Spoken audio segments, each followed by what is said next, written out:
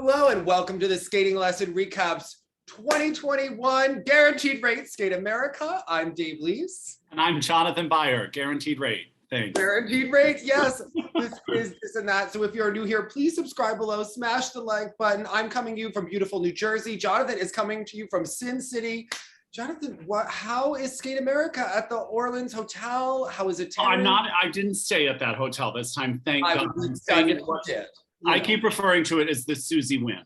That's where I'm staying. Look, I'm sure the Orleans Hotel is lovely. I can't get behind the shutters on the outside. I've never stepped inside. I don't like a casino in general. It's not for me. No, it is so not my scene. The reason I stayed there the first time was because when you come to these sorts of events, sometimes it's really easiest to stay at the venue hotel, because you can go in between and you can the shuttles are easy, or it's just more convenient. But I was like, I can't stay there again. Not after I tried to lay out at the pool and I was laying next to Diana and Eteri. I was like, I cannot be here. Yes, you can. But I don't know. I stayed at Caesar's Palace last time, and to me it felt like our room was beautiful. A friend had a comp, and he's like, oh, I have so many points, come stay here. It was so generous, and the room was beautiful, but walking through the lobby and the smoke, and then just the atmosphere at the pool it felt like the party had ended 15 years ago. And yes, okay. But you know what's ideal? If you come back during pandemic times, now with the mask, I'm like, the smoke is bothering me less than it normally does here, because actually I would wear a mask in a casino at all times because I can't stand the smell. But is it like the pandemic didn't happen there? What is the vibe of the situation? So when you were in the arena, everyone was wearing their mask. Yeah. And then I think when people were sort of sitting in clusters, this was also a confusing moment because all of this was a bit last minute for me to decide to come. And the tickets said online that they were all sold out. And then you went there and the arena was a third full. Yeah, and I don't understand, why did they have the cardboard cutouts if they could have sold seats, right? But those were, I don't know if you remember, it's what I refer to as a thrust stage, right? Because it's the three sides of the arena here. And it was the back corner. So they took the seats that I don't think anyone really wanted. I wonder if it's a good money raiser for them, if it became a thing for the fund or whatever it is. So they just kept it. That's where we and the volunteers were sitting last time, right? Okay. Remember, we were kind of in that little area on the left, but actually, the crowd, I find it really awkward in the arena, and it's just a personal preference. I don't like when the sides of an arena don't have a crowd, and I know that they have a beautiful, screen at one side, but I just find that when the noise is, I feel okay, skating is in the round. It's in the round. Conventional in the round, right? And when it's cut off on two sides and there's no one there, you're performing to no one, and it's strange to me for that energy from an audience. So, and some of them will still bow. Some of them looked right at the concrete wall and just bowed at it. What was your skating bow like? The clock loves you. What was what? What would your skating bow be like? Oh, you know what mine would be like? Quick and immediate, because I think so many people miss momentum. Because they do that initial bow and then they take their sweet time and go to the middle and then do this performative bow. I try to ride the momentum of the energy in the arena and bow immediately, and I do it pretty casually. When I do it in opera and stuff, it's not a to-do like so many of the bows we see that are choreographed, and then I get disconnected because I want to see the real person. My bow is choreographed, it's perfected, it's rehearsed. It has to be confident. It's impactful, and it's ta-da. Because don't you think you can still send a message in that bow and in those final seconds after your performance, and we'll talk about this a little bit here, that you can still help sway the public opinion.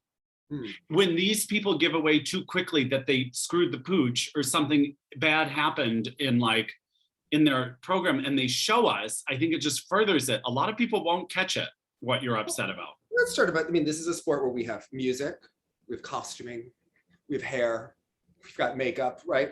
All of this stuff. Nathan Chen does none of this correctly, in my opinion. And he's been riding the wave of it doesn't matter because he has so many quad jumps. But I'm really curious what you think of him. And I've tried to, get my head around it. And we've done a lot of, live shows and stuff. So I've talked a little bit about it. But to me, he's in a interesting spot here. He has to compete again next week, so I don't think we're going to see major changes. He may skate better. Obviously, I don't think we're going to see new programs. But how about Nathan skating to a song called Nemesis, overcoming his nemesis of the or rather not coming not. He talked about Simone Biles and mental health, reaching out to her. He's getting to very dark, oppressive music in the free. He wears a costume that looks like he got it in an athletic wear store. It doesn't say anything about his music to me or his point of view. He's had components that have been criticized for being too high for a long time, but then he does bring it in the big moments and creates an energy, and we'll go with it. And he's doing so many quad jumps. It's a tough thing to score and evaluate. I personally think that they are inflated, but well, let's break this down by this way. So first, talk me through your short program experience with him. Because again, as you've mentioned, it's ironically titled Nemesis. The second half, of course, right, that was the music he had used before. And this first half of the music was heinous. Yes. Heinous sounds, heinous, like you almost can't be with the performance because it was so, I'm not being silly, but it was literally upsetting music that like you don't want to enjoy. I'm wondering how happy and excited he currently feels. I know he was away at school. He may feel stifled being back. That's been raised as a concern. I wondered that as well. Because he's so, balancing is important. It's kind of what I like about him the most is he has some of separation from the sport in a nice perspective way. That guy gives some of the best sound bites. He was so gracious to Vincent. He kept going on and on about Trusova. He was like, yeah, I can't make excuses. I totally messed up here and I have got to figure out what I'm doing. And I was like, I love this perspective. So I think he should ditch both programs. And I don't say that flippantly. I say that as someone who is going for an Olympic title. I think that they've completely missed the mark. And here's why. Okay, so I was talking to this with Jenny, obviously he's a therapist, and she was saying that him revisiting the short program, maybe for him it was about overcoming it, but if your brain has an emotional association with a piece of music that caused trauma, and it caused it not once but twice, you're in it every day. And I know that Scott Hamilton has talked about, how he should avoid the press when they're going to ask the questions about the last Olympics and to be short and sweet. He's living in it every day in his mind. Apparently he got a very similar, maybe the same score, similar score to one of the competitions. It's just, it's a bad move for me. And I don't think it would, I know people liked the program before. He could skate to so many different things. He has other short programs that were effective. He could go back to Caravan. He could go back to a million different pieces. Just rehash and invent. And then back to the jump combos, even the entire same layout that was so problematic before. I mean, it's a carbon copy. It was really interesting. And I was interested to see how Raphael was going to handle it this time, knowing that like we knew there was a lot of behind the scenes drama with, do we do this? Do we not do this at the Olympics last time? It was fascinating to see them almost say like, okay, the Lutz is all a mess. It's all a mess. I love the connotation that you could just do the loop instead.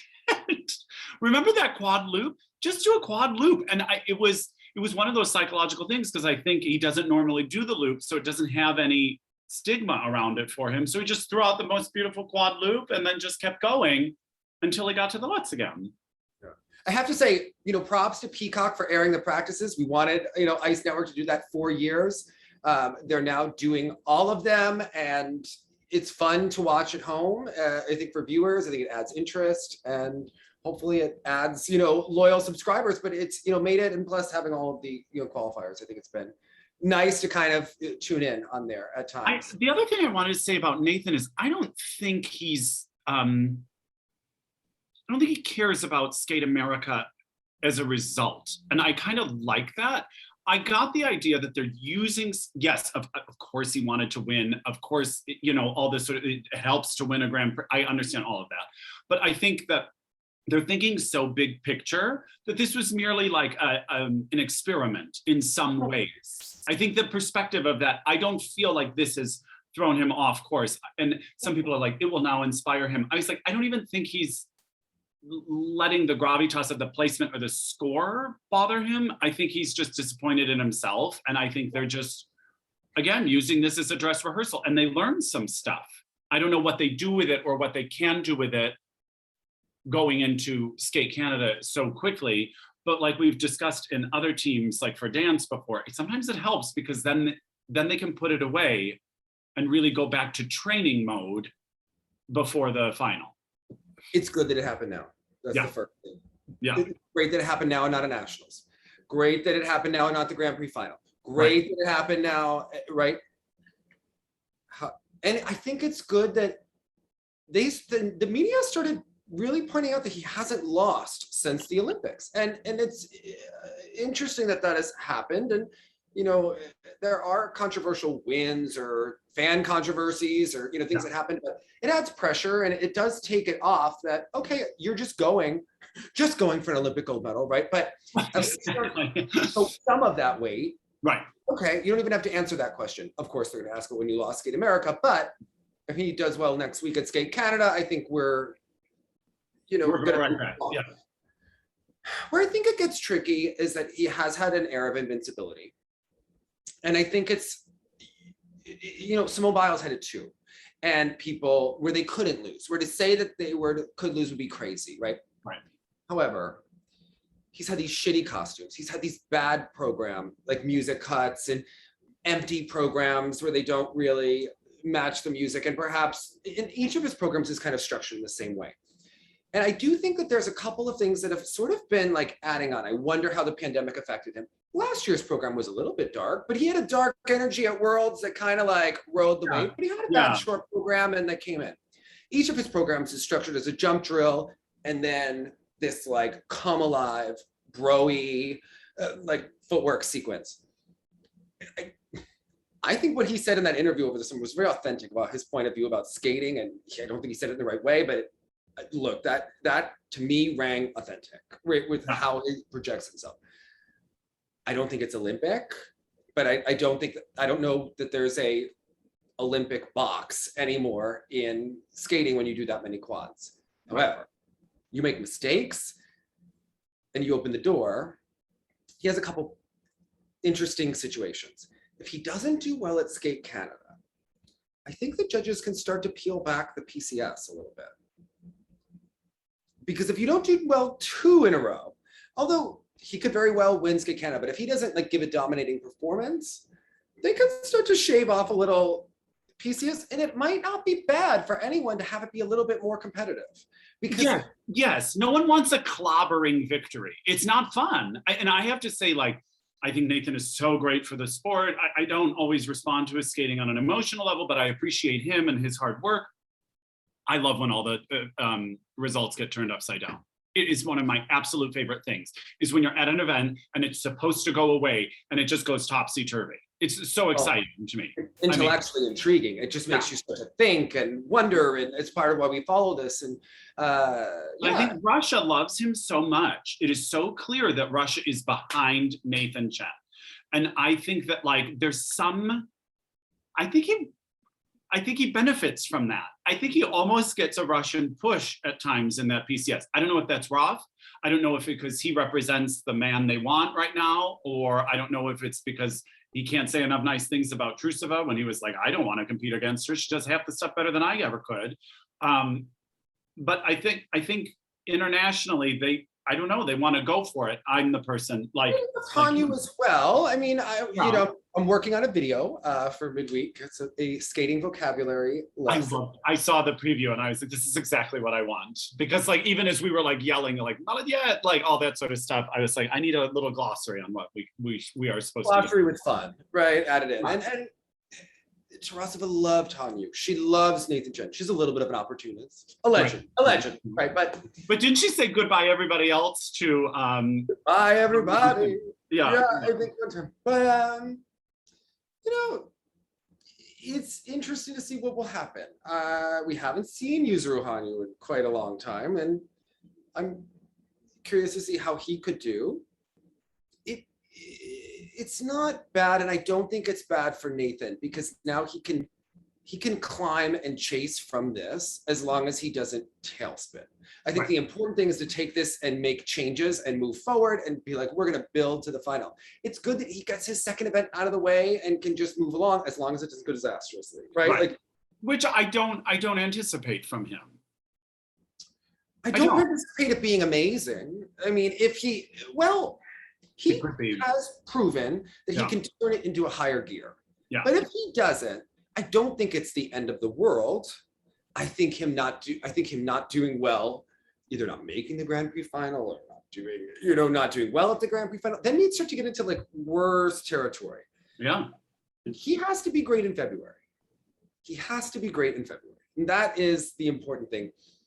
Everything before then is a rehearsal and a warm-up for him. I think I see that. They have like kind of the blinders. I don't think they're obsessively being comparative.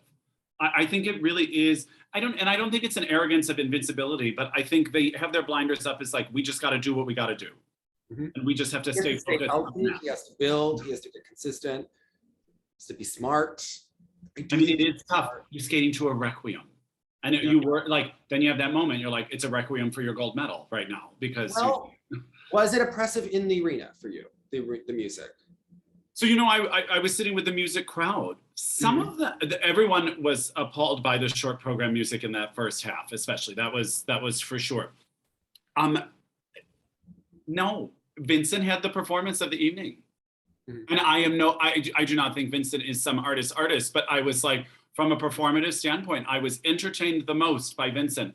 I went in and out with, and that lacrimosa, like it reminds you of how, if you're not in the requiem, like in a concert, like I feel like they would use it in a film as like a montage for things going terribly wrong. And that plays out. I don't know, that's the mood of it. It was an early aughts kind of Miramax film kind of vibe to it. Yes, yeah. As about like everyone in the mob being arrested in a montage in some movie or something, it's, or a bloody scene. Like it could be an ironic sort of like, As far as Vincent, I mean, this is huge for him. The only thing you worry about is where is he in terms of peaking? He had to get ready for Nebelhorn. They've wanted to put Worlds behind them. He certainly has. And you know what? Again, is Vincent my first go-to skater? No. I will say seeing him in person again, it's better. It's really better. It fills the arena more. He's faster than he ever was. Like, I think it's a very smart program, the Crouching Tiger, Hidden Dragon for him. Skating. I like the short better than the free, I have to say. But in here, he skated so well that it carried it for me. Yeah, but it had the performance. I didn't love the free as much, but yeah. And we thought even after the short, if Nathan was behind 15, could he make that up? And it's like, well, actually, because of Vincent's content, no, you can't make that up. Like, that's really, really tough. And I thought, oh my gosh, I wondered if after the short program, people were like, he's never been under this kind of pressure and da-da-da-da-da. Vincent seems in a zone and not a temporary zone. He's clicking. He's clicking. He's clicking, but he has to keep it ready. Remember, Tanya was ahead right now too at 91. But yes, I think as far as Vincent goes, he's on a path.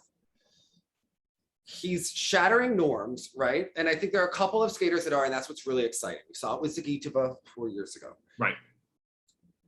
He is, and we're seeing it with the Japanese pair team right now. He climbed past Shoma Uno. I don't think Shoma Uno is going to beat Vincent again unless Vincent implodes.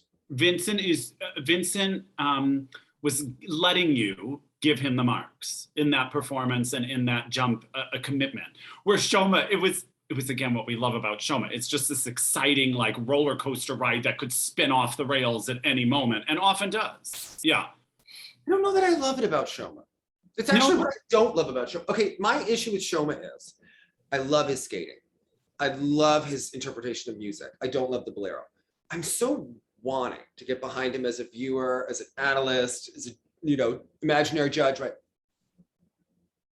But when I try to formulate the score in my head, I see the dirty spots, and it takes away from my enjoyment of him because I can't trust it, and I can never watch and appreciate him for all the great things he does, because I'm worried what he's going to do next and what he's going to mess up next. And when watching Vincent, I felt he was going to skate well. You had a calm, right? It wasn't, and Shoma comes out stiff, like, you know, the posture could be better, but I felt he was going to deliver. Right. And Shoma, I feel he's not going to deliver. And I will watch the most amazing turns and crossovers and interpretation, and he's landing the quad salco on the wrong foot, and he's turning out of this, and you're just impressive almost. It's one of those things that almost reminds me, not actually, but kind of reminds me of this Christopher Bowman quality, where I was like, I don't believe you put this energy into your practice. I totally, as a performer myself, I was just, rehearsals were just an annoying thing you had to do before the performance. And I feel he must view training the same way. Like, just get me to the competition. Let's just do it for real. I love training. Yeah. I love training. And most successful people have to love the process. You have to love that training in order to hate it, but I love and hate it. You know, like, and it's and I see him give it his all, but it almost seems like too little too late. You know, and I think what happened in Pyeongchang, where that scrappy kind of turned out, that was surprising everyone with each additional quad, but it was still this kind of scrappy quality, and I don't think scrappy's going to cut it. Yeah, this time around, you got too many people that are going to be slick around you. Again, he has all of the elements right there, but again, just like, I would imagine the PCS just goes down when you feel like everything, if you take a closer look, is cluttered and, like you said, dirty or messy or whatever it was. Yeah. Dirty spots. It's right. It's all nice, and it's hard to appreciate him enough. I don't love the bolero. I don't hate the music, but I think the dark costume and the bolero and the vibe doesn't. The thing about the Robin piece and the cover, and maybe he should have used the original, if you like that, I think what it did is it opened him up emotionally. And this closes him emotionally. And it's you know, dramatic, and it has musicality to it, but doesn't have his emotion and his soul. And the short, they went the safe route. He had this in-your-face Michael Jackson thing that I'm team Michael Jackson, even though maybe he shouldn't have grabbed his car. To clarify, Dave is not team Michael Jackson. He is team Dave Michael Jackson for Shoma's music. And I'm a performance energy situation. He did something in the short that made me pay attention. And I didn't know if I loved it or cringed or thought it was brilliant or a little off or needed some tweaking, but I thought it was interesting. The oboe piece is lovely. It's not, to me, it's just so the same. But borderline generically lovely. Yes, it's not elevated enough for him. And I feel that I've seen it before. Right, from other people. Him before, I've seen it better. And when he performed the Michael Jackson piece, and Michael's problematic and look like, yes, okay. He broke through performance-wise. And when you're on a stage and you're on a global stage, that's big. And he can do that better than most of the other guys. So like capitalize on that. The other guys can do lyrical. Right. Or the other guys can do quasi-lyrical. Right. They can't do that. Right. And frankly, they can do quads better than Shoma. And they could be clean better than Shoma, but they can't do that. And that reckless abandon that affects the jumps is actually so intoxicating when you see him let loose in a moment. And he kind of got that in the turn dot, actually, when he did it at the last Olympics. I love that. I love that short program. You're right. I'm missing the excitement. I'm missing the big energy release in these programs. Both programs are very serious, and they look like all stress and no fun. Right. And he looks like he trains all fun and no stress. So here he looked all stress and no fun, and I didn't see the joy, and I didn't see his their quality. So that's where I was kind of at. aside from them, it was a really rough. Jimmy Ma obviously is having a season where he is climbing. I wonder if he'll do another season. I want to take scissors to the hair, but. Well, and I was trying to figure out, so he had the man bun in the short program, and then I couldn't tell if at the end, you know, that's the thing about also watching live, like you don't have the close up, but I couldn't tell if he removed the bun as part of some sort of like transformation with Swan Lake, or if that was because like something happened to the actual tie. It looked like something had happened to the tie and he pulled it. Thank God, because I was like, if this is some Anna Sherbakova like try to like transform moment and you just took your bun out, I was like, I'm not buying it.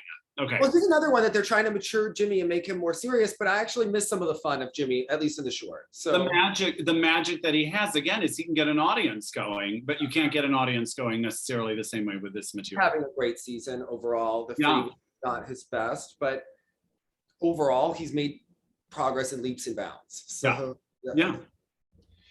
As far as Kevin was tough for me because, you know, I'm a big fan of that skating. He, like Shoma, it's often just sort of this like masochistic sort of jumping technique sometimes. I was surprised to see Sylvia there, but him to like come out of jumps where he was like landing forward and doing all this sort of stuff, it looked like a total train wreck. Now the buzz here was that he did not want to come. He was like, I should not come. And the French Federation wanted him here. I talked to Sylvia a couple of times this weekend. And but what does that achieve? And also that sounds like a Didier move, not a Natalie Peshalad move. I don't know. And I couldn't get clarity. I don't know if a federation will be penalized for the withdrawal. I don't know, right? Like there's obviously, it was a thin field. It started to like, obviously there are visa issues and things going on here and withdrawals. And I was surprised that people weren't replaced in the event. Like why wasn't Diana Davis in the dance event when Tiffany and Jonathan, I mean, she trains in Michigan. She could have been here. I don't know if there's like things that assignments we don't know about and things like that. That to me was confusing. But I wonder the pressure on these federations to have so many different countries and things. I don't know. Maybe the federation says to get that Olympic spot, you need to start showing up and do things, but it was dangerous. He was off the ice for 4 months, getting jumps back, doesn't have the stamina, obviously doesn't have the confidence. And it got it. In the practice video, there were Pogorilaya falls.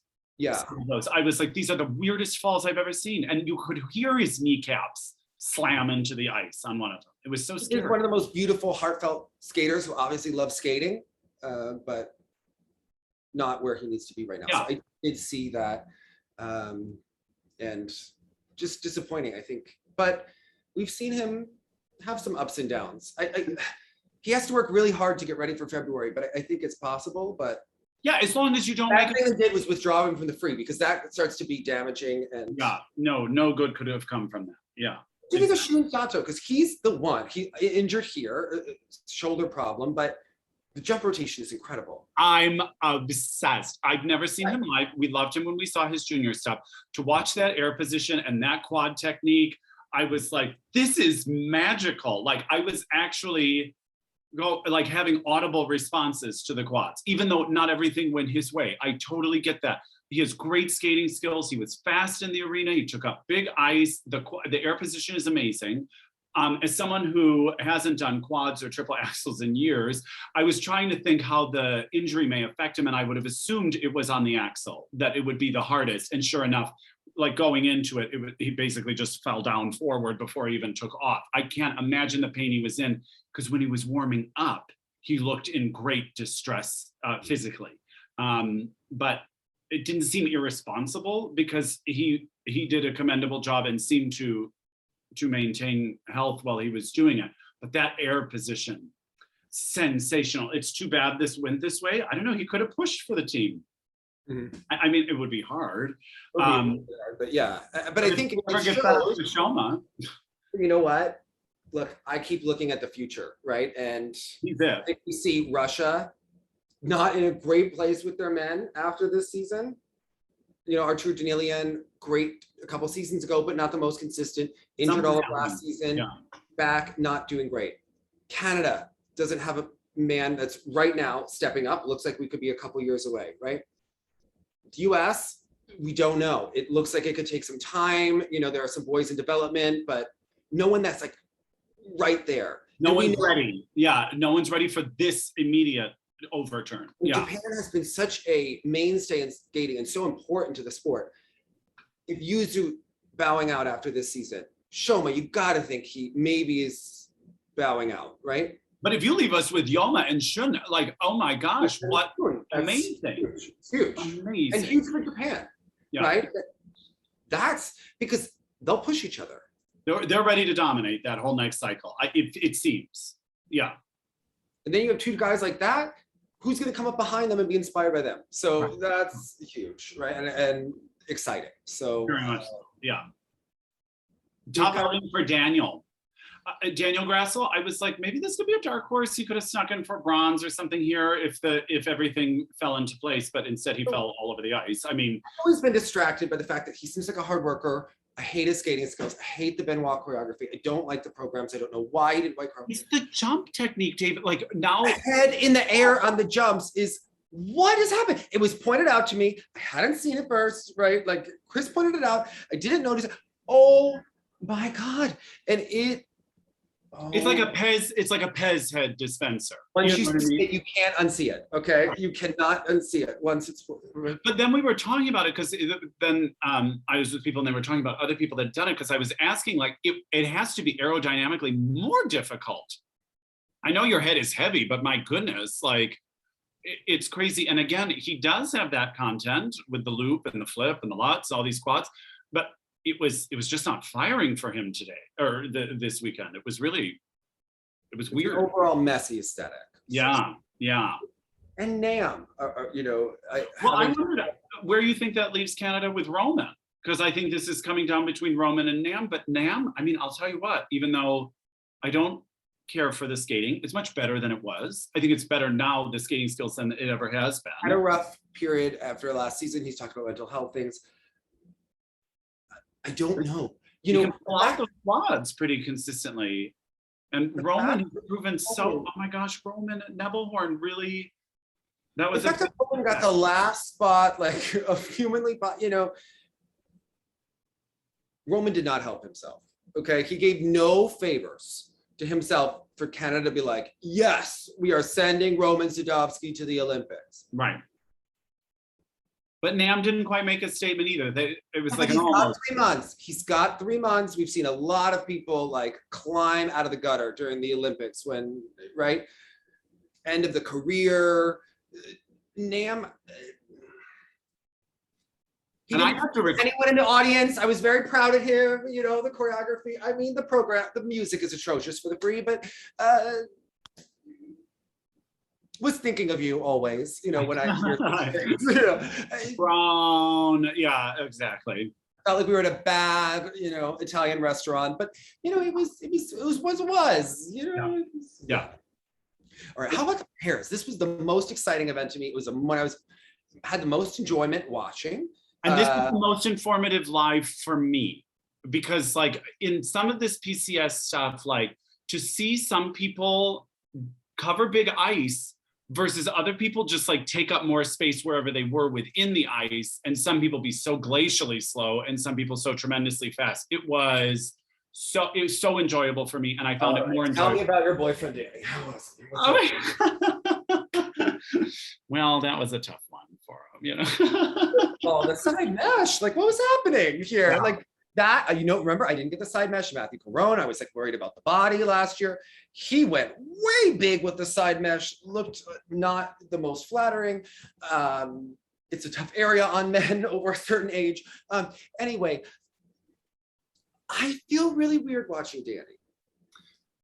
I just don't understand what we're watching at this point. I feel sad because, okay, he was with Tara for a long time.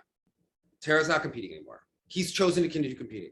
However, he was like loyal to that partnership almost to a fault. Well, that's the thing. A move could have been made and maybe a different result could have been had, but you missed almost that window, I wonder. He missed Deanna. He missed Alexa. I don't understand what happened with Aliona. Like, why did we miss this? Like, what was it? Like, I don't know. He went to someone who struggled on his side-by-side jumps way more than his previous partner. Right. And I know that he and Tara probably wouldn't have been able to train at like, you know, at Sans Rink of like old competitive, whatever, you know. It's not going to happen. It's just not happening. It reminds me of like sometimes when we would see Mervyn with a new partner and you're like, okay, but I mean, I think you know that this may not be going somewhere where you have been before. So do you want to do that? I mean, maybe it'll help him as a great coach, you know, well, having that's the only thing I wonder now, like working with a whole new training team, which would be his third training team, you know what I mean? Like from Jim and then Delilah and now then Jenny and Todd, like you have a lot of varying information. I guess if you're just going to use that to like funnel it back into the sport, that's noble and amazing. But if you do think you're going to make a move, I just don't see that happening. The other thing is that, you know, he's put on a lot of muscle. His movement quality isn't quite what it was before. The Taylor Swift is strange. Taylor Swift in gray is strange. She was in a weird red before. I just don't get the point of view of this team and where it's going. I mean, generically lovely yoga music for the free, but yeah, I had the same response. I'm left feeling sad. I'm like, oh, he's not going to get it for his career. And why did the moves not happen when they are? And I'm like, you know, maybe he'll tell the therapist in, you know, 14 years about what's going on. But I was just left confused. Just trajectory. Right. Remember, he skied with Jessica Callahan once upon a time. I mean, that part, I mean, just the amount of partner swapping that's happened among the US pairs and they're all training together in Great Park is really like, whoa. Yeah. She used to skate with Brian Johnson. So Chelsea. So, whoa, okay. This is like, right. We're in it. And we're centralized. Yeah. You know, the new Russian team, I think they have a lot of good qualities. You know, costume packaging, not one of them, but overall, like huge potential for the future. I yeah, very, very exciting to watch. Yeah. Now, what's your take on Evelyn and Trent? From Evelyn Walsh, Trent Show from Canada. Very upset last year. Remember, Eric Radford had choreographed for them. He had let them know over Zoom call. This is when I try to be so warm and empathetic to everyone because I know how hard this, or I don't, but I would imagine this is very hard, all this sort of stuff. But you like see something like this, and I was like, you were owed no spot. No one is owed a spot. You earn your spot, and they did anything to just like purchase Vanessa and Eric's ticket. Like, there's no way they should ever be considered. It was downright scary. It was downright scary to watch them. I felt, because it's one thing when you know, like Kevin is throwing his body into the air and you're like, this is scary, this could end poorly. But when pairs teams are giving you that vibe, it is so much scarier. And I don't know if they're gonna. She really struggled, and I had heard that it was really hard for her when they were coming back. And I know that they're very good friends with Kirsten, and Kirsten has seemed very in her feelings about them coming back. And my worry is that they all spent too much time being upset and not enough time saying, "Let's show them."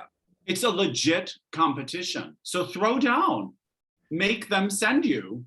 Yeah, and I don't know if it would, you know, do you send a leadership coach in? Do you send like you know, like what do you do? But I think you let it go. Quite honestly, if I'm the federation, I'm like, let's cut our losses and invest in junior teams right now. Oh. Well, this is the team that maybe they expect to continue after this season, but I don't see it. I don't see why. I don't see this happening. Well, I don't think that a team that reacted this way to Vanessa and Eric coming back is a team that you're going to say, oh yeah, they're great, going to be leaders for us next year under pressure. Right. Because now you're seeing this is fight or flight, and they're not fighting, right? And at the time they were so slow, they just froze. Yeah. Fight or freeze, yeah. Yeah, and that's not a great sign, you know, right. And you have to wonder about the coaching and, you know, problems. You know? I'd rather have seen Deanna here. Of course. Yeah. She would have fought like hell. Okay. That's exactly right. Like, and you see, when you're watching it and you're like, it's clear you don't want to be doing this. We don't want to be watching it. Let's just wrap it up. Let's just, you know, it was tough. It was very tough. Really, really tough. And obviously upsetting and obviously empathetic that this is not going well.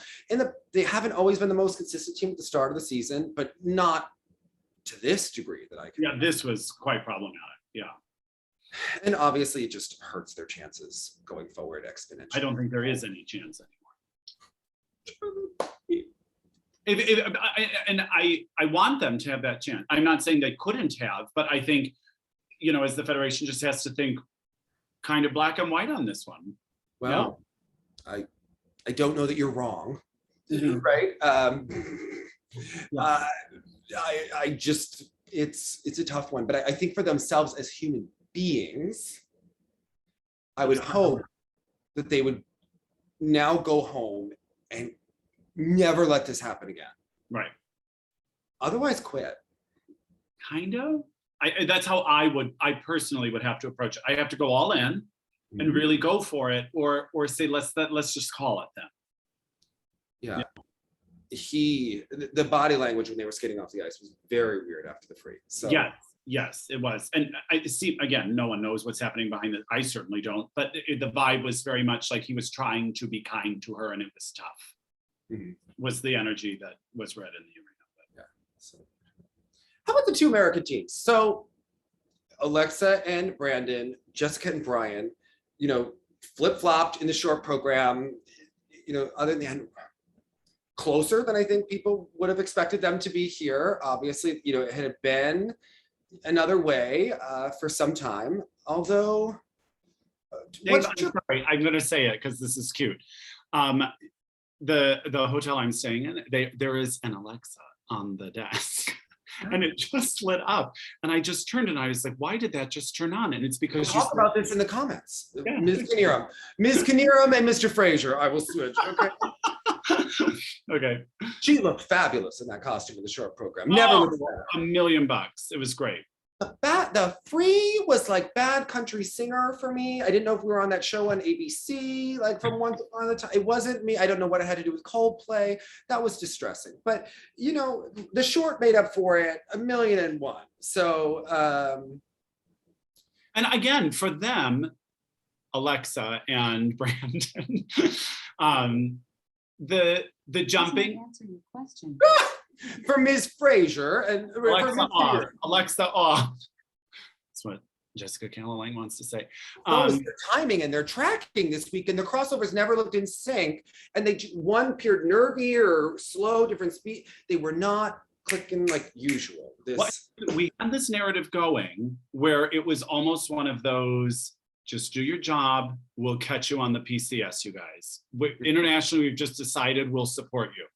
That support seemed to waver here a little bit in the short program. They did not get the PCS they could have been given, I felt. We lost a lot of levels. The caller was tough, consistently, among teams. Not kind to them, but there were mistakes. And again, you talk about like dirty spots. It's interesting. They've had consistent performances and preparation. They did very well at Cranberry, Champs Camp, good short program. Haven't seen them in some of the competitions more recently in this year, and you have to wonder, were they just out of competition a little bit because the short was not so good, the free they had it back. You have the competition energy back. One practice great, one practice not so good. The short really rough. I was left thinking they have no connection between them, and this is not new. However, it's not the end of the world either. It's just you would need a different sort of approach. Well, the short works great. The rock music, they both seem like those kind of people. The free is about fixing someone inside, internal relationship. When she finishes the program, she's looking at Chris, pointing at him. It's like he's a stand-in. Okay, right. It's worse than Aliona and Bruno, where like a hired hand. Right. And I feel like we have replacement Chrissy Snow on Three's Company. All right, like it's who's the new Aunt Viv? Like what is going on here? Okay, the program is about fixing someone. Right. Either go back to last year, learn a little eye contact, like something. And what does Bedazzled Blue have to do with fixing anyone? I don't know. I don't know, but you look great. Well, it's a lot of Lisa McKinnon bling. Yeah. But this was also interesting to go back again after not seeing skating. I would fix you is more like Tessa Virtue and Latch. That's what I think. But that's something a little more subdued, perhaps. It's about emotional. It's not razzmatazz fixing someone. It's right? Well, we'll talk about that with who skated to Les Mis. Yes, she looked great. Okay, Yeah. but it had nothing to do with the music. Okay. Right. Yeah. Although they have more consistency, but what I don't think that they're nailing necessarily is the quality, the overall.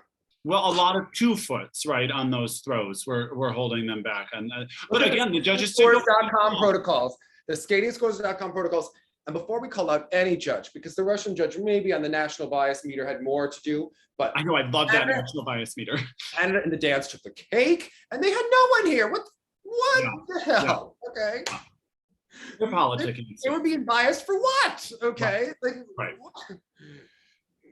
Oh my God. Jessica and Brian, I think, have more quality on their elements than Alexa and Brandon, except on things where it matters, like side-by-side jumps and that throw lots. So we got none. Not one.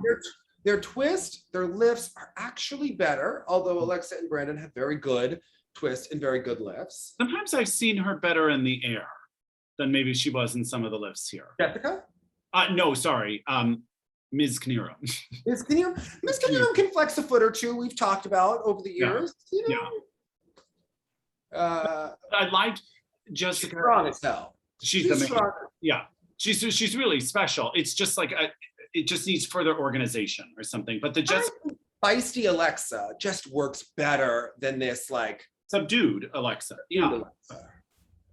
No, I think we're okay. But Jessica and Brian in particular had big energy here. He felt like he was in a good mood. He felt like he was ready to compete. Like he was kind of trying to get the crowd going and all this sort of stuff. And she was very much in a stressy zone. And that of course showed. I don't see them making the team. I think they're great. I think they would deserve a spot on the team if they earn it at national, something like that. I can't help but feeling like she does have weeping in a corner energy at nationals, like going on in Olympic season, like the Kiana McLaughlin, like zoom in.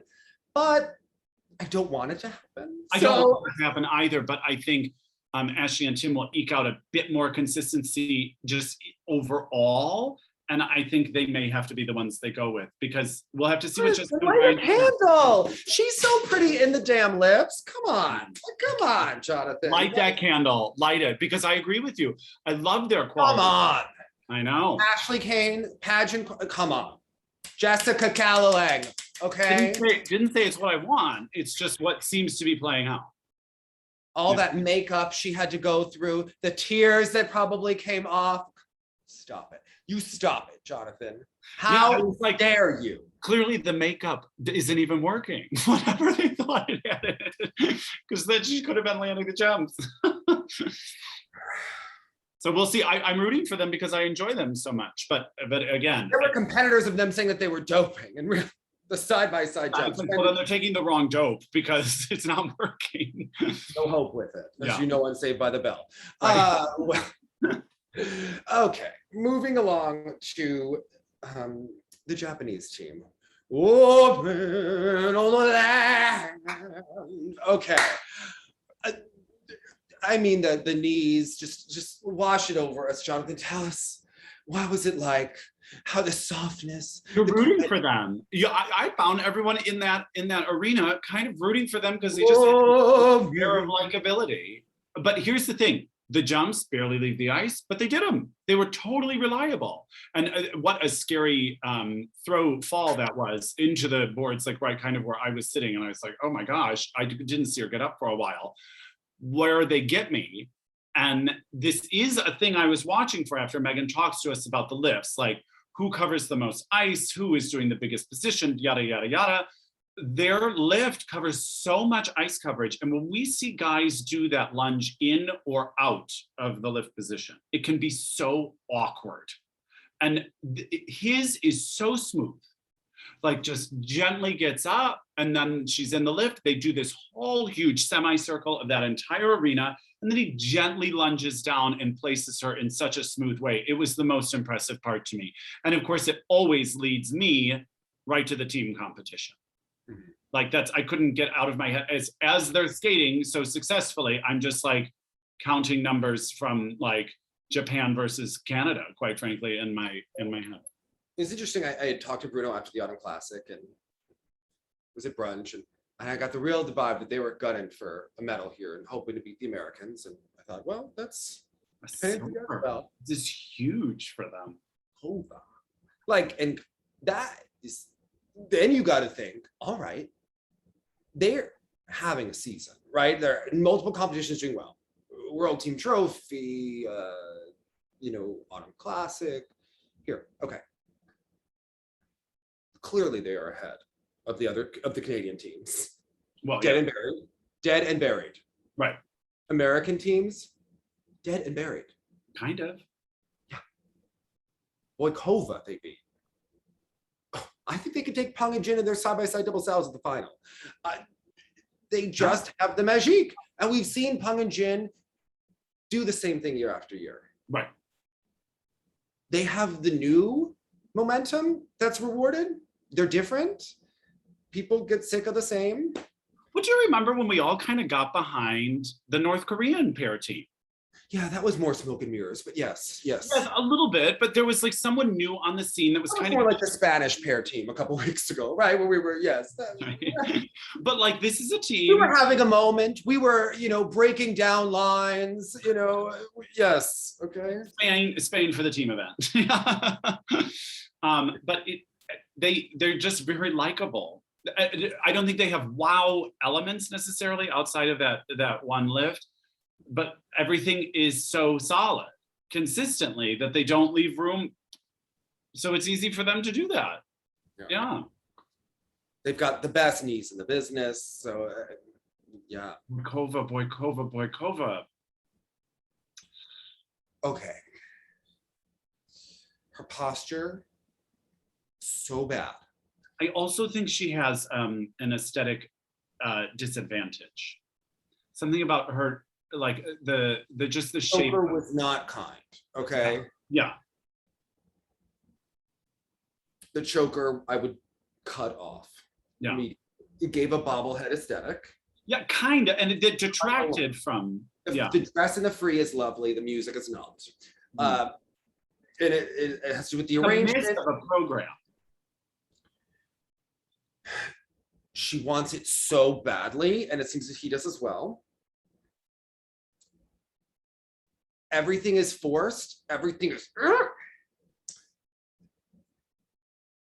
The dynamic in the rink has to be rough. The dynamic in the competition is rough. The dynamic of Tarasova and Morozov going to Tutberidze is rough.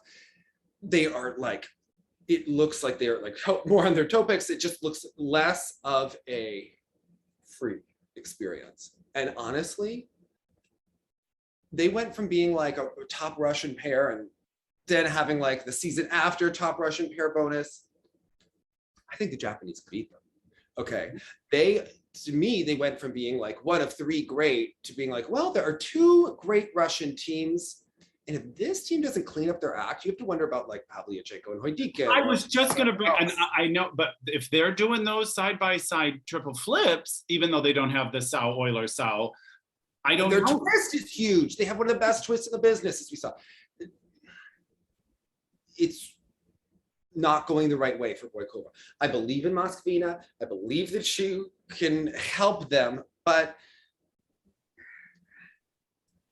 this team has never been the prettiest team. Okay, no, you don't appreciate and go, wow. They don't have the heart of the team. The Japanese have more heart to them. It's from the skating skills and the emotion and the soft. Has a desperation to her though, and you like when you know someone's going after it, like for instance, like a Vincent, he was like going for it, but Boykova, it's like this unhinged desperation to do it that it's alarming. It's like the Diet Coke of Maria Butirskaya, triple toe Euler, triple Sal, okay? We're like that, Jonathan, okay? You bent your knees, so that makes you different. The Sal, Euler, Sal. Yeah. Honey, no. But yeah. Without it. I know. What's your wow element then? Yeah. They should be mad at China about the coronavirus. Okay, they were going to be world champions. Yeah, they really were, and deservedly so that year. Yeah. Well, I mean, we never really saw Sweden Han until the last moment. But regardless, like it was looking that way for them. Right. I know. You know what? Petrova and Tikhonov were world champions once too. Okay, like Yelena took a cold pill. Okay, like it's not on the trajectory we were hoping, or she was hoping. Yeah, that's for sure. What do you think of the trajectory for Tarasova and Morozov? Well, it's so, again, I'm so fascinated by Eteri doing this because I want, again, it's about, I see a woman coaching a woman. Like, so the dynamic has to be different. She can't be relying on how she handles the younger skaters into being consistent. She looks happier coaching the pairs and more interested and engaged. Did you see her? She's like having fun. Yeah. She was taking pictures with the Geico sign. You see the clip of her. She was like being lifted by him backstage, like showing things. Right. She gives that energy, you know, behind. Oh. And it was interesting because so it was almost a routine of a pattern. She would go out for the warm up, Tarasova, and she would like pop, and then she'd fall, and then she'd do this thing, and then she'd go over to Eteri, and Eteri just would always do the things she does, which is like point the angle and do the twitch. And it's somehow, then I think to myself, like, how is that informative? And then Tarasova would go do it. I don't understand. It's fascinating to me. And she is laser focused on Evgenia Tarasova. She is laser focused, and it's interesting because he was the one that just left out the third jump. I know. Yeah. I don't remember him being Mr. Stability, right? In the past. No, exactly. That's why when they were like, oh, she's the issue, I was like, let us not have revisionist history here because he had plenty of jump issues. Plenty of jump issues. I never, and I don't like it. Took two people to make Bobby and Whitney a mess. Okay. True. It's like, and they say that about like couples counseling. Like this can't be like one villain and one like person who's just, you know, gets off scot-free. Like they were a multifaceted problem with their jumps with both. But she seems to be moving forward in a way with it. They've made big improvements. They don't get as much ice coverage in those lifts.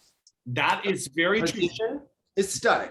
Yes, and they feel like they take up so much space. Jonathan, when she is like, come on. Like, I was like, oh my God. Like, what are you talking about? Amazing, amazing. The throws are like to die. Okay, her loop, especially just like it's a cushion under her. It's amazing. The music, dreadful. Dreadful as all hell. Thank you, Aliona. Thank you for bringing that piece of music into our lives. We really needed it, okay? I hated it then, I hate it now. And the gray, I mean, honestly, they're such a generic team. They should skate to like... generic Russian classical music. I would give you a short. Yeah. And a free and naughty experience. Why not? Yeah. Why not? Right. Original. Yeah. Right? Da da da da da da. I mean, you could put the lifts right there. She already has the angst written all over her face, whether she's happy or sad. Right. So I think that they have no connection, really. But whatever. I mean, yeah, they don't give you an emotional feeling. The audience had more of an emotional response to the Japanese team than they did with Tarasova and Morozov, but you do admire, again, like we'll get to it with Hubbell and Donohue, like you almost want... Fascinated by what's happening? Yeah, but it's like kind of at a distance. They put a wall up a little bit, and so you're watching someone do a craft instead of like in it with them a little bit. But again, I don't have this mean an emotional connection with them at all, right? Like we're not... It's not performative. But their extension and their lines and their improvement. And yeah. The pictures are really come on. Yeah. Trankov in that great sweater that he had in the Kiss and Cry. I mean, I'm in it, okay? Yes, they are the Coke Zero of the dynasty that is Russian Paris. Yeah. Yes. Yeah. It's clear to me that they're the ones to challenge the Chinese. I think they're the ones, and they're building their confidence up. I don't know if you can erase years of being an underachiever. But they kind of already are. Like by having just the issues they've had, this is still leaps and bounds. It may not be the perfection we all hope from them, but it's like, this is better than they've ever been. This is the most consistent they've ever been, even though it's not all the way consistent. They have to keep climbing. Yeah. Right. Yeah. But their individual elements and their overall training looks better. They look to have more confidence in what they can do, despite the errors. The falling apart is not the same, right? It's not a falling apart. It's an error, and there is a difference. Yeah, I agree. We'll see. I'm intrigued. I'm on the journey with them, right? And this kind of like the Japanese pair in particular gave you that feel good moment you want. You always want that feel good moment. Like for Worlds, for me randomly, even it didn't connect with the skating itself, but like the Tutberidze like feel good moment with that silver medal kind of mimicked here with the silver. So okay, so you saw the very close dance event here. A whole afternoon of urban street dance or whatever it is called. Like you went to both groups. Yes. By choice? Well, I was like, sometimes with like a rhythm dance like this, I was like, maybe to see it also at the more like fundamental levels, like I can start to appreciate some of the choices being made at the higher levels. It didn't work that way.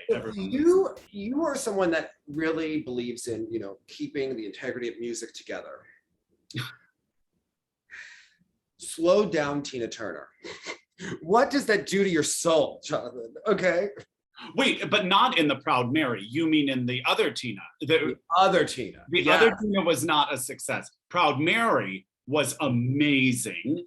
The other Tina Turner wasn't she singing Simply the Best? No, it was the other song. It was. I wish it had been Private Dancer. Anyway, as we move on. Yes, the slowed down Tina was not a success. If it were the best, I would have known it because it's my jam. Okay. Right. Okay. But the Proud Mary, amazing energy. Amazing. Really scared me with her practice hair look. It was much better in the competition. Okay, I did not see the practice for that. Okay. I was worried, Jonathan. We thought we might have to send a DM of concerned. Like I just wasn't where I wanted it to be. No, I've always been invested in Olivia. Okay. Right. And this team, I like joke because I am like find him so outrageously attractive, but the way he moves his hips, it makes that stationary dance so interesting to watch that kind of movement because that's what it needs. And I found, again, I think the rhythm dance inherently, as set by the ISU, is a problem. And so now, instead of just watching people execute rhythm dances, I'm trying to see who has come up with the best solutions. And the Proud Mary seemed like one of the best solutions, other than the French, that we've really seen. They like fixed the problem, I felt. The Canadians, we know you love them the most. What? Now I'm just sounding lecherous. And that is like a movie star face if ever I've seen one, my goodness. And she is a great skater, by the way. She is really phenomenal. Lovely. Okay. And again, they're sort of they're kind of the reverse Kenneth and Ben, like yeah. But like big ice coverage, huge speed, like to see them in person again also reminded me of that. Of course, I'm not into whatever is happening in the free dance. Spoken word. I mean, I don't know what was happening. Their responsibility to dance. Okay. Then shut up and dance. Just teasing. I mean, they're so good. I'm ready for something a little more interesting from that. Dear God, I would hope. It's just a miss for me. But no. They all the Spanish, I have to tell you, in the arena, there was no question that one performance like stole the entire event, and that was Zorro.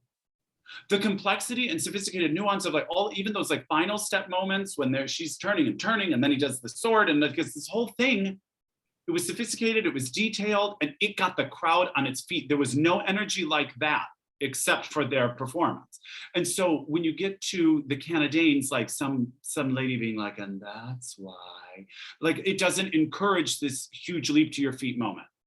If we're struggling to be like, is Madison an alien? Why is there a computer robot singing a love song? Like, I don't really understand. Also, well executed, it leaves the audience flat. The Hubbell and Donohue mood is flat. Like, Zorro is an Olympic moment. Like, I hope with like every fiber of my being that they get to go this time, because it was sensational, I thought. How do you compare the two teams? So what I notice, and judging, 2017, 2018, judged Hubbell and Donohue and Chock and Bates a lot recently. Some of the differences for me in the two teams are that in the non-skating elements, when I talk about the lifts, the spin, Chock and Bates pull out the points and can get some signature positions and movements and signature looks. I don't know what is happening with the Tron. His costume is such a miss for me. I want to cut things off of hers, and the hair is all wrong, she cannot look bad, but she could look more so stunning and knows how to pose like nobody's business. Every picture she made was stunning. Yeah. They have some lifts that are just phenomenal. The lift before the spin is like a +5 for me. The spin is when she's down on his skate and she like traces that circle on the yes! The specificity in some of the moves, it just had like a more sophisticated energy than the Hubbell and Donohue. Yes. However, the lack of emotional impact of their free stalls at about a 9 for me. Yeah. And with the right music and the snake, they were going to like 9.5, which is like above their maybe skating skills, but their performance was so freaking good that you were like, who cares? This was amazing, right? Right. This is not. Well, because we don't understand what emotional journey we're supposed to take with them on this. The snake program had great elements and a great story and a great journey. This has great elements. And they are great elements. There were so many sophisticated transitions, like beautifully nuanced, like entrances and exits into moves, really clever, creative. Going for 5th place, right? Yeah, kind of. I was like, and you know what? There may not be a US dance team on that podium. It's possible, no. It's right. I like the Billie Eilish. The costume's a little too garish for me, but and I know that that's Billie's signature hair color. We got a million messages. I don't think any judge knows about Billie Eilish. I don't. If you have to give me program notes for your program, it doesn't work. And I love that. I love the concept of it, but save it for a thing where we can read up on what you're about to do in order to appreciate it. Otherwise, I'm working too hard as an audience member to get on board. I don't know how that free dance made it out of the workshop. I get how the elements made it out of the workshop. They're amazing. Yeah. But with a little bit of a different mood or a different energy behind them, you could switch it up, right? Yeah.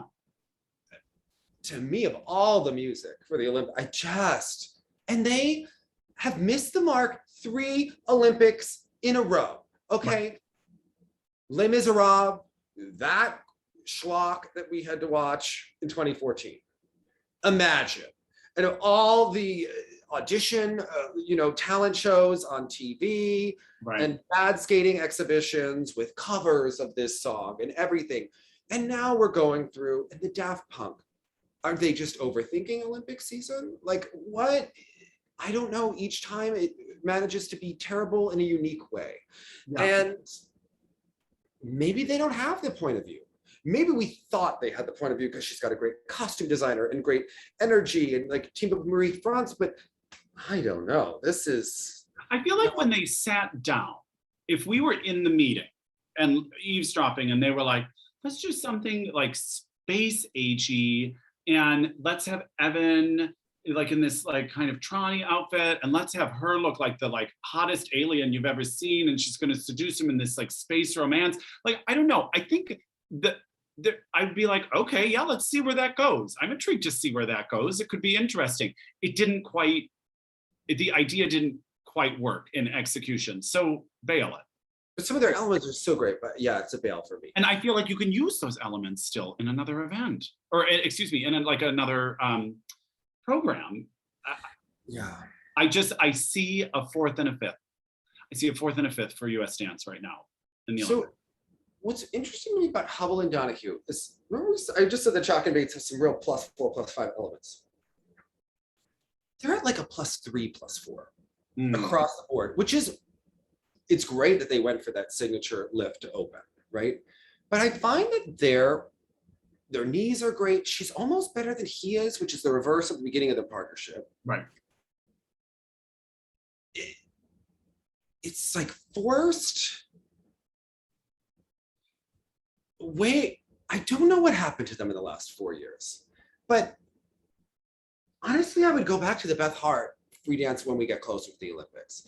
At the right moment, whip it out, because they never nailed it the way that they could have at the Olympics.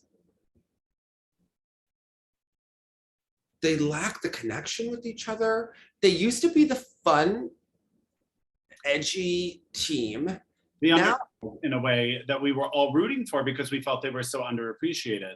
And now that they're sort of like presented as the one to be appreciated, it's just sort of like, and again, this happens in opera all the time, where you may have a calling, but you don't want that to be your calling, so you fight it. And they're so big, they are so athletic. These are like the Midori Ichos of ice dance. Like, when they skate, you think they're just gonna like plow right into the audience. They one step and they're on the other end of the rink. It is incredible the power they have. So be Tara. Do no precision. Okay, here's the thing about Tessa and Scott, even more than the French, but the French have too. Think about their opening twizzles that both teams did at the Olympics last time. They had like +5 twizzle sequences. The Canadians ending with the bam, where the twizzles become part of it, and they were so nailed. Each element was so detailed and so trained and so precise that you were like, wow, you know, like that's a +5 almost across the board. How about down here, you have none of that? You're like, oh my God, keep the twizzles together. Oh my God, don't mess up. Oh my God, don't drop a level. Oh my God. Like you're like white knuckling it when they have so much talent, but they can't push it to the higher level.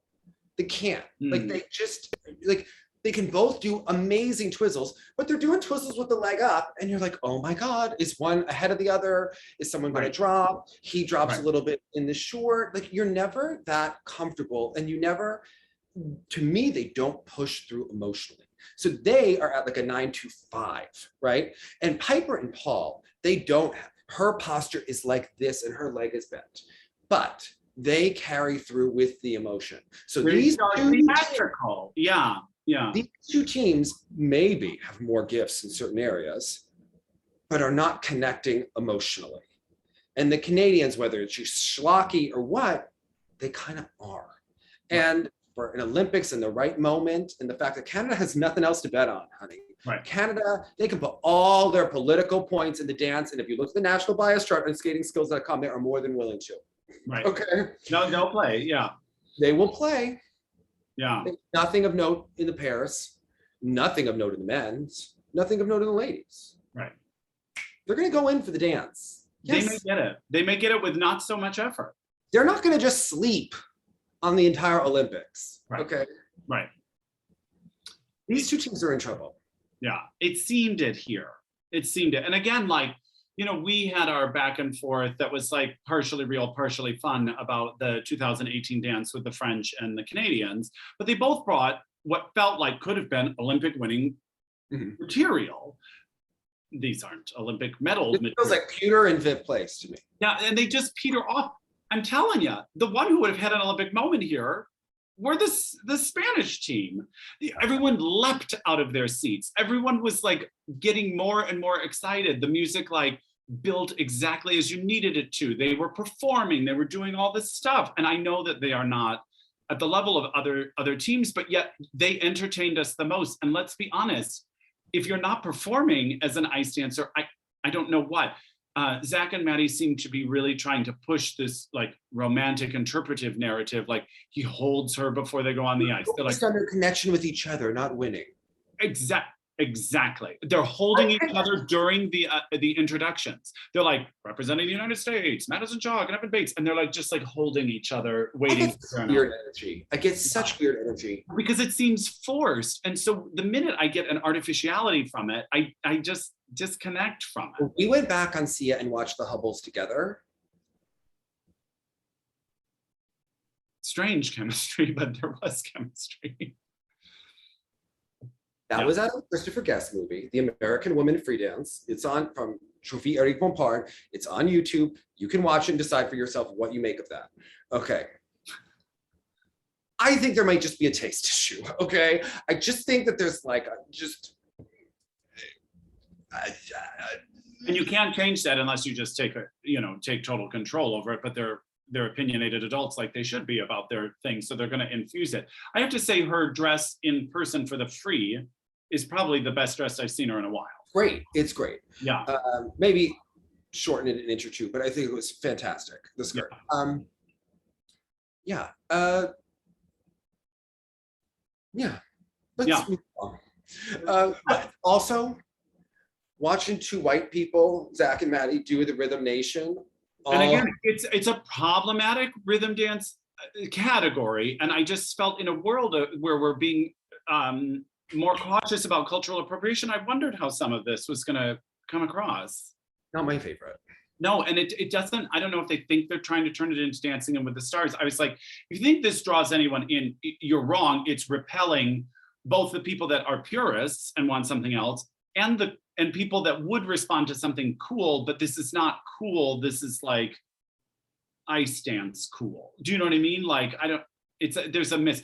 Again, I compare it to when certain religious services try to do like a contemporary music service, and you're like, now you're the Paige Rydberg free dance, the free skate by Paige Rydberg and the Hillsong, that gets in my head for weeks. Don't do it. Okay, people will be very upset with you if it gets in my head. Okay. Okay. Okay. The tar mass is just really, but yes, I agree. It has that awkward chemistry of your parents being romantic with one another, and you're just troubled, Yeah. Hello, Mr. Winslow. Yes, Mrs. Winslow. That I just can't do it. Okay, I can't do it. I cringe. All right. That's why you should. It's a no from me. Okay. All right. Moving along to the ladies' event. Yes. Fascinating. Lay it on me. Trusova's Cruella de Vil. And the red hair. The red hair that looks like she dyed it herself, because the scalp is also red. Yeah, so it's not maybe as natural as it could be. But I think, I don't know, it kind of works for the aesthetic she's going for, I guess. Like, it does make her pop a little bit. I don't mind. Anything is better than the original hair. Anything. Okay. I kind of enjoyed the Frida short program, enjoyed it a little less here than I was maybe hoping to. I would have had Daria first personally in the short program. I know she skated earlier, and there could have been something in a replay that I was missing live. It was just so much more an enjoyable performance. I know, obviously, did she say what was wrong with the leg? I don't know, but it's the landing leg. It makes me think like stress reaction or something. Who knows? She warmed up so smartly. Compare that to the Worlds. It was interesting to see her with the plan. She was just doing double lutzes, and then she threw in a triple, and then bam, quad at the end of the warm up. And she was eluding or being evasive about how many quads she was going to attempt in the press conference. And I think she was wise to do the one. But I thought this could have been an opportunity for her in Cruella de Vil. We know, everyone says, if you're doing the content that like Nathan is doing or Trusova is doing, every skater tells us we can't really expect the program we want, because you can't have both at the moment. And so I thought, what an opportunity for Trusova to try to justify a little bit of PCS in this program. Since you're only going to do triples after that first quad lutz, can you just sell the bejesus out of this program and make it look like it's more of a program? Build up your PCS in a way that seems justified. And then when you get the PCS, when you empty the program later, it seems less odd. But she didn't do that. It was still a jump drill, except there were no difficult quadruple jumps that she was prepping for. So it wasn't an inspirational win. The audience didn't go. Inspiring for me. It was very inspiring. And you want to know why, Jonathan? Tell me. I'm an obsessive person, right? Okay, fair I enough. have a spin lesson. I've got a skating skills lesson. I have my regular lesson. I have my jump, harness / technique lesson, right? And sometimes Igor wants me to do the turns on both feet. Often. Okay. I take an edge class, we have our lesson after, we're doing the rock, we're doing all the difficult turns on both feet, the whole gamut. And sometimes I don't want to. Trusova told me that I don't have to. Okay, Jonathan. Everything is happening counterclockwise. All right. Wow. She is not a fan of the clockwise direction. No. And I think we did a 3-turn. And like, I don't even know if there was like 2 crossovers in the other direction happening. That there's not multi-directional skating happening. Right. It is such a bastardization. Right. Joe Inman would be crying at home, maybe tweeting, thinking he's DMing us, but saying it to the general public. Like, I don't know. But that program, there's not a mohawk in the other direction. No. Okay, for long stretches. Okay. Yeah. God bless her. She can do what she wants because she's doing those quads, but when she doesn't do them, wow, you could really see it on display. That was the thing. Yeah.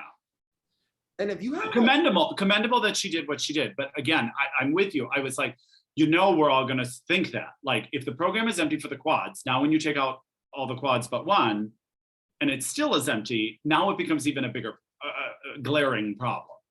Yeah.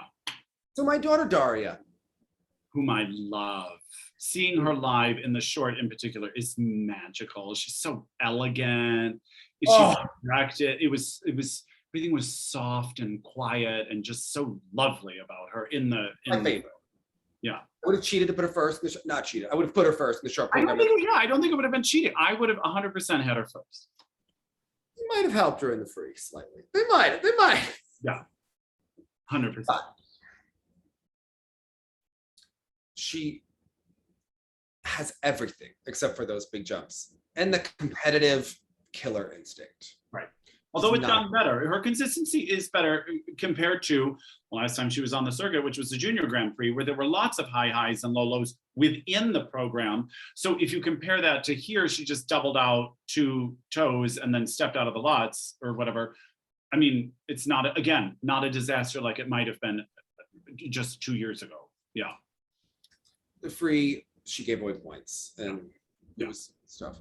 I just wish that they would, like, it's such a harsh look that she has going on with her face, and she's so lyrical and just her skating can stand on its own. She doesn't need anything extra. Oh, love it. Yeah.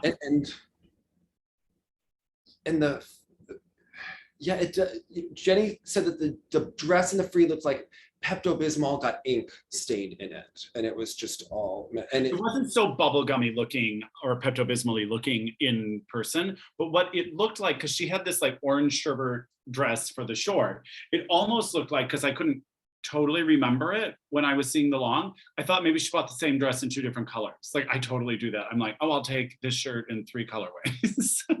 Like, I felt like she was following the same pattern, just in a different color. Well, as far as young you went, what was that experience like for you? So uninspiring. Yeah. I'm sorry to say, because but a great skate here, like a great athletic effort. Yeah. But and the triple axel was exciting. The thing is, she worked up so much speed to it, and then all but stops before she does it anyway. And it looks to me hesitant, like she can't decide if she's really going to try it yet or not. But she did it. Was she given full credit for it? Well, I have skating scores that come right up, and he does it so quick. I hadn't looked at the protocol yet for. I was curious because she's going to at least need. Oh, she's on it. It's already up, Jonathan. We're filming like right after. Okay. Well, it was up with you, and it was a deserved cue. Tammy is the queen of the cue. Okay. Oh. People, they love the Tammy. She gets more cue. Triple Lutz, triple toe cue, double axel, triple toe cue. Yeah, not my jam. But and again, to which I asked, why are we skating to? She was Les Mis, right? Oh yeah, of course. Why are we skating to a musical about super poor people in what looks like a $1 bazillion sequence dress? Or was Yaelin Kim skating to Les Mis? Was it? No, she was turned up. It was all of like Grandma's Drapes music happening. Okay, it was all of like the standards. You know it. Okay.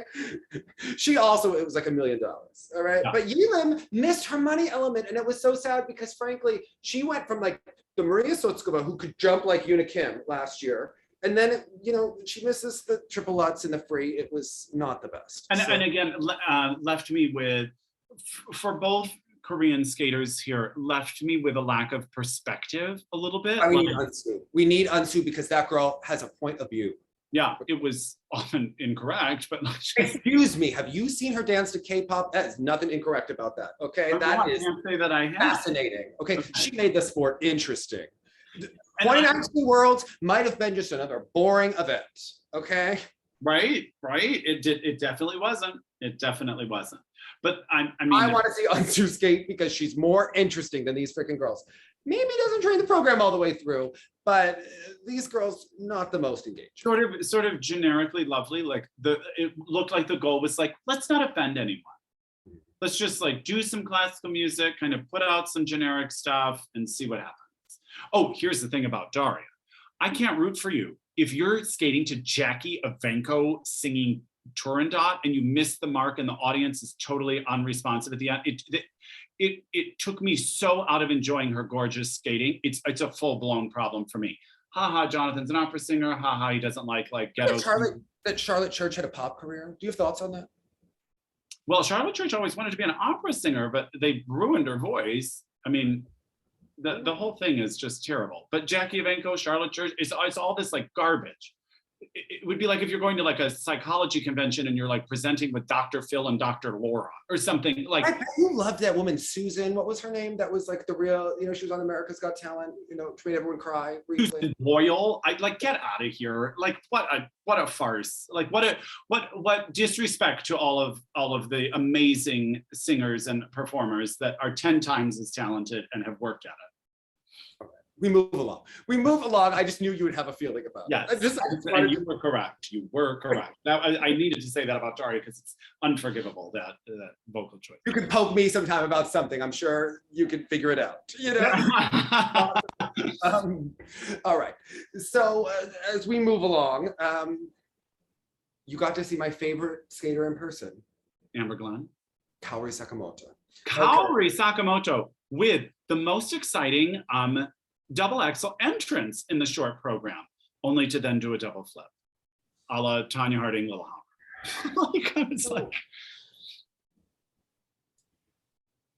To me, her skating has so much power. The speed is insane. No posture and no finesse. Yeah. And I was saying, it reminds me of when you're a kid. When I grew up, I had my big box of colors. Oh, I used every one. And then I went to kindergarten and they made me use those big fat crayons. I could never get the fine details in the line. Exactly. That's what her skating looks like to me. Okay, that makes sense. I want the bent knee. I want a pointed toe. I want some posture. I want to know that there's control of the edge happening. There's a powerful edge happening, but is it controlled? Now, off the ice, she is so engaging. In the kiss and cry, she is so charming. Benoit brings none of that into her. Well, I think it's the wrong material. Like, why is that the mood of the free skate and not? Piano was my favorite program she ever did. Okay. This one is? No, the piano. Oh, yes. Yeah. But I mean, again, if she has like this happy energy and if she has this power to her, let her show it off and like lean into it. I didn't understand this. I am a woman and then sort of a masculine voice is singing. I wasn't following. Maybe that was a woman and I was confused. It seems to fight who she is in that natural charm instead of enhancing. Benoit show. You think he'll give us comp tickets? Maybe we could watch it on Netflix. I would like to watch it from home before I'm flying anywhere. You have to buy it at market value. Yeah. Think about it. A whole production of Benoit. The man has like 5 moves that he repeats. But if he gets to curate the skaters doing it, I would imagine actually have a very different vibe. Now, how about the fact that Senya Sinitsina has almost the same music edit as Lindsay Thorngren. I mean, it starts with the car crash, just like Lindsay's does. I was like, oh, here we go. It's not quite as good as the Benoit masterpiece. I feel Benoit's is a little more elevated than this. I agree, actually. Now, the short was lovely. And they had her in like a different kind of costume that like was a little flowier, made her seem a little faster. She didn't seem maybe as young from that part. Like, the skating looked so much more junior to me in the free skate than it did in the short program. And they definitely helped her out here. I felt there was a huge representing Russia. bingo. And I mean, I don't know. It didn't really work the long for me. It was a real miss. I was delighted at the short program, and it was just a total miss in the long. Everything was. Amber Glenn, you saw her in person. How problematic that she didn't even try the triple axel. I know she said that she felt like she was not trained enough to do it. Yeah. If she wanted to her do 2 programs put together that were not disasters. Well, and it was interesting when she did the combo in the short, her, like how Mariah Bell, like you and Jenny were talking about how she's so off axis last season in general, all of her jumps in the warm-up were like at these crazy angles, crazy weird tilts. And then suddenly today in the long, she just seemed to have found her center again. It was kind of nice to see, because even though she kind of like eked out whatever she did in the short, it looked like chaotic to me, her jumping a little bit. And I think, again, she should do like a Les Mis program or something like that. This is such a miss. Oh, both are misses, especially the free, but the short, it's the timing and the placement. So circles is about the dying love, right? You're running after the person, you're in love and it's slipping away and you're right? She's spinning is all that is happening in the music. Right. And when I think of her skating, the word that comes to mind is not like aching heart or like romantic. Some like, power and presence. Yeah. She had one move in the free skate where she came, we were like sort of in the Lutz corner, and she came around and she must have felt good at that point in the program. And she has this like amazing, like beautiful muscly back. And she like did this like arm up like thing to get the crowd going. And the crowd followed her. When she just like emoted out for like, it was like 2 seconds, just as she made a turn, the whole arena jumped on the band rooting with her. She's and the Hubbell and Donohue of the singles event. We're like, yeah. And she won't own that she's the athletic one. She keeps wanting to do these like weepy, sensitive ballads, and it doesn't suit her. I don't think. She needs something fun, like something in your face actually that says you have to watch me right now. Yeah, more current. I think so. And frankly, her choreography is all the same, so we could just put a different song on. Kind of. Olivia Rodrigo, driver's license, Amber Glenn, better than this. Okay, I'm just saying. All right. This is, anyway, she's close.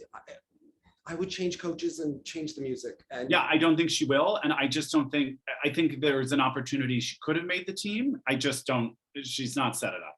It's unfortunately, she like tripped on the start line. And so I don't see the finish line looking good for her. I have to say, I was impressed with Star Andrews 2 weeks ago.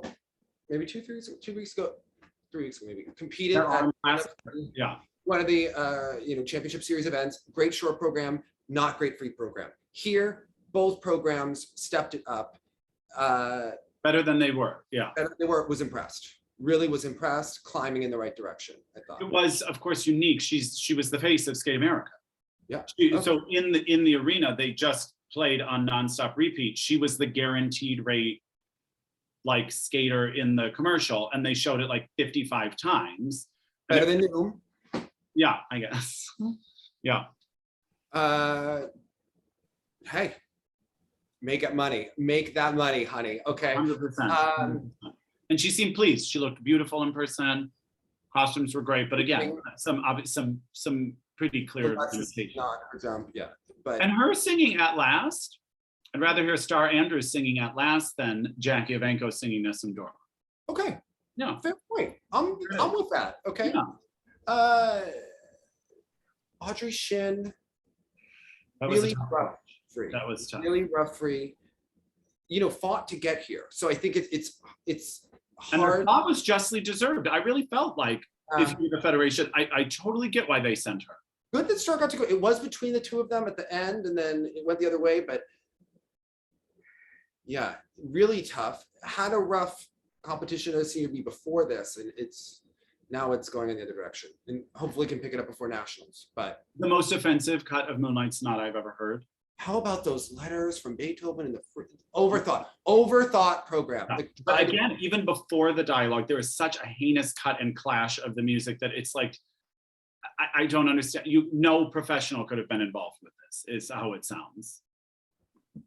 That would have let that happen, but her dress was beautiful. She looked great. She dyed her hair.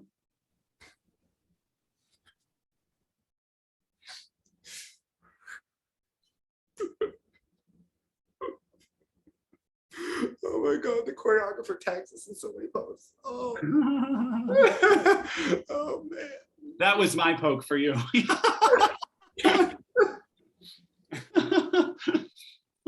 If you ask me about Susan Boyle, I'm going to tell you she dyed her hair. Oh my God. All right, moving along. I mean, what was your Satoko. Oh, yes. Her program. Beautiful program. Beautiful. The short program is beautiful. I trained with a skater who won the solo dance event. Satoko makes me believe that it could be an Olympic event. She should never be jumping. She should always be spinning or skating and emoting in a beautiful dress to Tosca. Or as she is in Song of the Little Sparrow, but this jumping thing with Satoko, I just, not her friend, we've kicked these cans. However, we have at times seen it be less her friend. Like, that's the thing. Like, all things considered, this for her is a win. I think, like, this is as good as she can do technically. I'm gonna say, can't she skate with Daisuke? Do you want to see Satoko do a street dance event? I don't. Yeah, Solo dance. Okay. Yeah. Well, or even with her rotational ability, one wonders about pairs. But I don't know. She'd still have to do side by sides. Yeah. I don't think jumping is for her. Okay. It's not for her, but I'll tell you what, skating and emoting beautifully with incredible spins and steps is yes, just lovely. Just lovely. What was your moment of Skate America? All the things, all of the. I'm gonna go with this. Are you ready? Well, seeing skating live in general again. Okay. Like, it was just amazing. And again, to see, because sometimes when I go back and watch these competitions, I don't know about you, I'm watching like a disorganized series of YouTube clips. Yeah. And sometimes I watch this person's short and that person's long, and I'm not watching it in the context of the thing, and I'm not watching it start to finish or live, and just seeing all of that it felt so good. And you could tell the arena was just like happy to be there and all this sort of stuff. One of the highlights for me that was the most engaging as an audience member was that Zorro program. Okay. Like, it really was impactful in person. I loved the story about the Japanese team. It was just a lovely feel-good moment in the pairs. Seeing Daria live in the short in particular was really lovely, and I was really pleased. And, go ahead on, Vincent. Go ahead on. Like, that felt good. Selfishly, they were just like moments of dopamine release for me, I guess. All right. When there are individual like lifts that I loved and things like that. I think watching the practices on Peacock was super exciting. I just thought it added such energy to the event. My favorite skaters weren't really at this competition. So. Yes, I was so much more excited at the prospect of going to Skate Canada next week, but of course they're not selling any tickets to it. So